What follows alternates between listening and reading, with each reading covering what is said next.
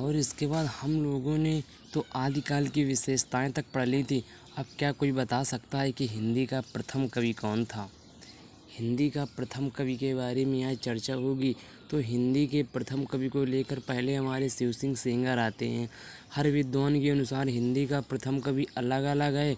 उन्होंने उन्होंने यानी कि उस विद्वान ने उस कवि को जो प्रथम कवि बताया है उसका पूरा विवरण भी दिया है, लेकिन विद्वानों ने इसे नकार दिया है। बस इतना अंतर हुआ है। जैसे शिव सिंह सेंगर के अनुसार जो हिंदी के प्रथम कवि पुष्पदंत हैं। शिव सिंह सेंगर के अनुसार हिंदी का प्रथम कवि पुष्पदंत को माना जाता है। वह पुष्पदंत का समय 7वीं शताब्दी है। डॉक्टर हजारी प्रसाद द्विवेदी के अनुसार संभवतः यह कवि संदिग्ध में है और पुष्पदंत की रचनाएं जो हैं इस प्रकार हैं। एक, पुष्पदंत ने रचना की है 63 महापुरुष। दूसरी है गुणालंकार। तीसरा है अड़य कुमार। चौथा है चर्यू और पाँचवीं है जसहर चर्यू। और इन रचनाओं की जो भाषा अपभ्रंश में, यानी इन रचनाओं की जो रचना पुष्पदंत ने की अपभ्रंश भाषा में की है। शिव सिंह सेंगर के अनुसार हिंदी का प्रथम कवि कौन है? पुष्पदंत है। केवल हम लोगों को इतना ही जानना है। वह समय सीमा कितनी है? 7वीं शताब्दी। हजारी प्रसाद द्विवेदी ने क्या कह दिया कि ये संदिग्ध में है। इनकी रचनाएं कौन सी और रचनाओं की भाषा कौन सी है? अब दूसरे हमारे राहुल संकृत्यायन आए। आप लोगों ने राहुल संकृत्यायन का नाम सुना होगा। राहुल संकृत्यायन के बचपन का नाम केदारनाथ पांडे था। इन्हें सबसे बड़ा यात्रा वृत्तांत लेखक माना जाता है। अब राहुल संकृत्यायन के अनुसार राहुल संकृत्यायन ने सरहपा को हिंदी का प्रथम कवि माना है। वह समय 769 ईस्वी का है। डॉक्टर विनय तोष भट्टाचार्य ने सरहपा को बांग्ला भाषा का प्रथम कवि माना है। वह इनका समय 633 ईस्वी माना है। इनके द्वारा लिखे 32 ग्रंथ हैं, लेकिन कोई भी उपलब्ध नहीं है। और लेकिन इनके कुछ दोहे मिलते हैं। अब इनके दोहों को एक साथ रखने का किसी तो एक साथ इनके दोहों को रखा होगा ना।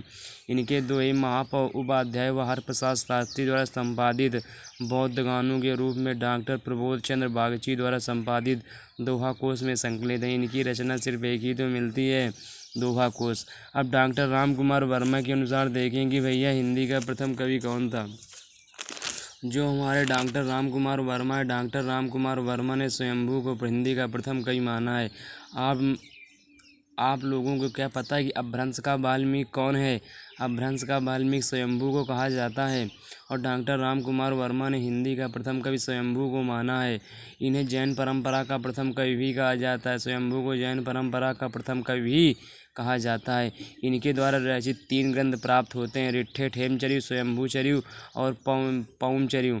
और जो इनकी भाषा अपभ्रंश है, इन्हें अपभ्रंश का वाल्मीकि कहा जाता है। यह पॉइंट हमने आपको पहले बताया था कि अपभ्रंश का वाल्मीकि भैया स्वयंभू को कहते हैं। अब आचार्य हजारी प्रसाद द्विवेदी के अनुसार आ जाएँ।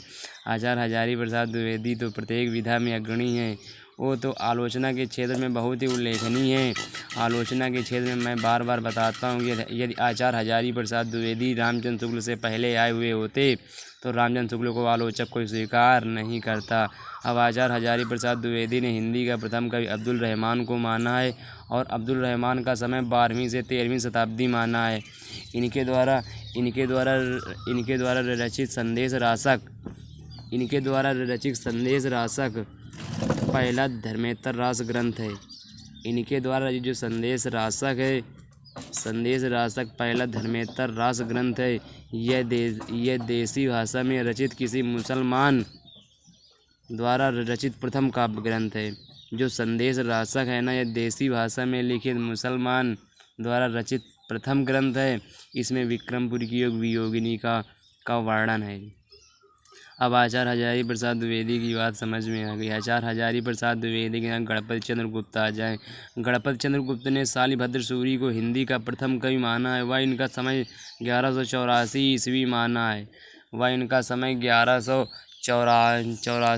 माना है।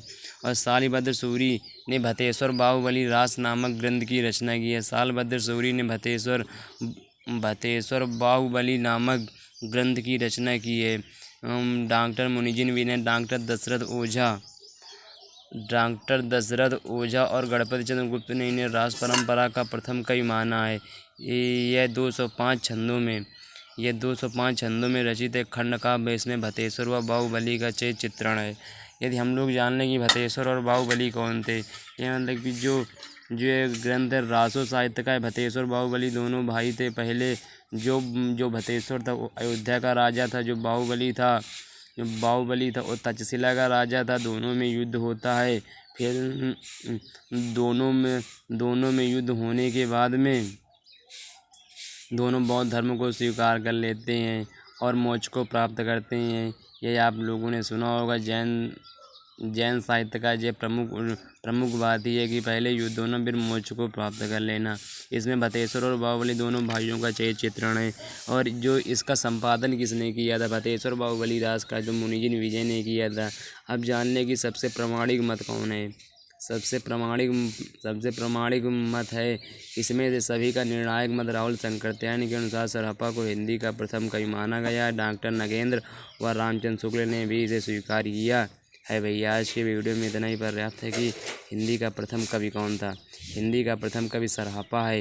यदि पूछ ले कि हिंदी का प्रथम कवि कौन है, सरहप्पा।